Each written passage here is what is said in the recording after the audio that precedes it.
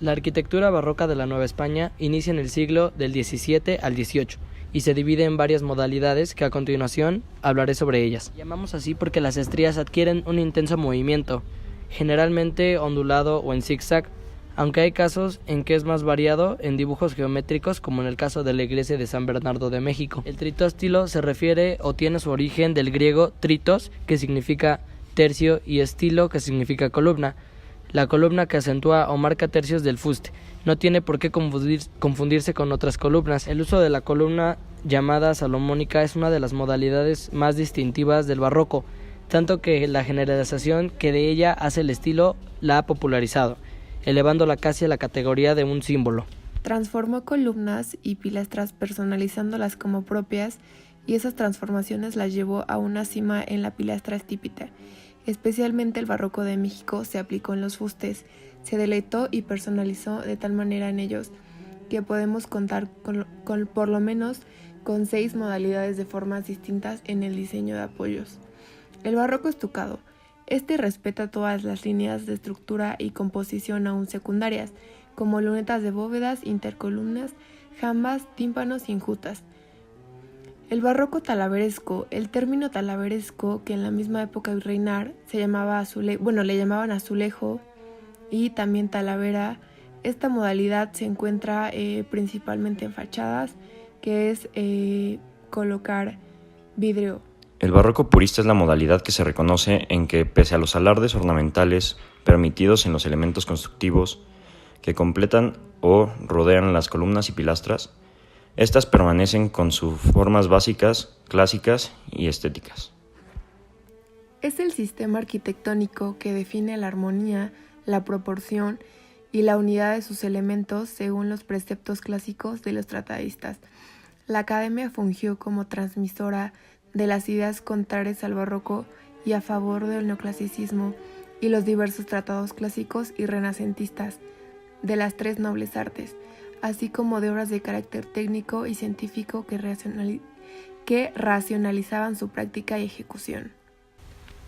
El funcionalismo y movimiento moderno, que se originó a finales del siglo XIX e inicios del XX. La arquitectura moderna del arquitecto de Le Corbusier era la elevación sobre pilares, la planta libre, fachada lisa y las ventanas horizontales, también incluso que tenían terrazas y jardines. Estas eran algunas características que le daban ese acentuamiento de ser modernismo. La teoría funcionalista sugiere que la forma sigue a la función, responde a la demanda de necesidades de edificación de carácter social, y la forma es el resultado lógico de la función y el sistema constructivo expresados con toda sinceridad y pureza. También debemos entender cómo surgió el funcionalismo. Fueron 2 circunstancias sociales que se desarrollaron en 1995. La primera fue el incremento que tomó la demanda de construcciones, tanto por parte del sector oficial como por la iniciativa privada. Y la segunda fue la inquietud de un grupo importante de personas que eran intelectuales artistas y buscaban concretar un modelo cultural que realmente resolviera los propósitos de la revolución. El Art Deco mexicano inicia en 1920 a 1940 y en México, eso fue en México, y en otros países en 1950. Empieza solo como decoración y también se veía en la publicidad viéndose o se manifestaba mediante formas geométricas, tipográficas y de colores. También se podía reconocer en los perfumes, en la joyería y en los muebles. En esta corriente se predominaba en patrones geométricos, ya que hablando arquitectónicamente solo se podía ver en los exteriores con escalonamientos, los amplios paños, las ventanas rectangulares y los accesos remetidos. En el interior podrías encontrar pisos de mosaico y herrería.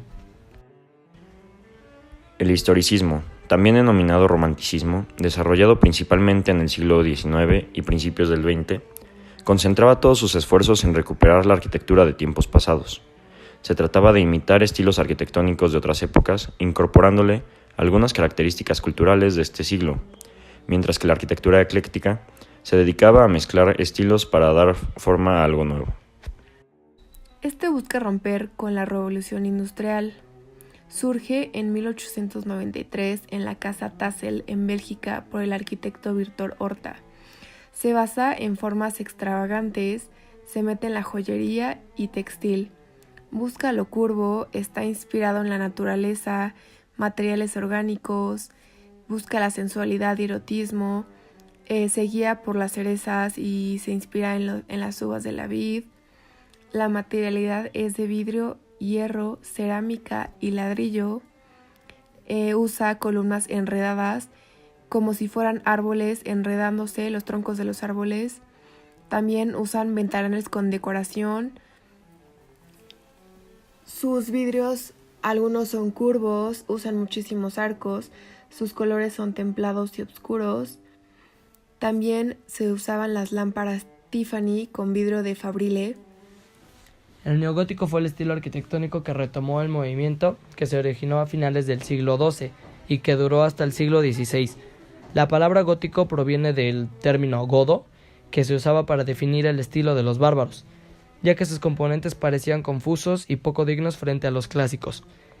Algunas características principales son el uso del arco apuntado, la bóveda de crucería, contrafuertes y arbotantes, y las ventanas y vidrierías que se encontraban.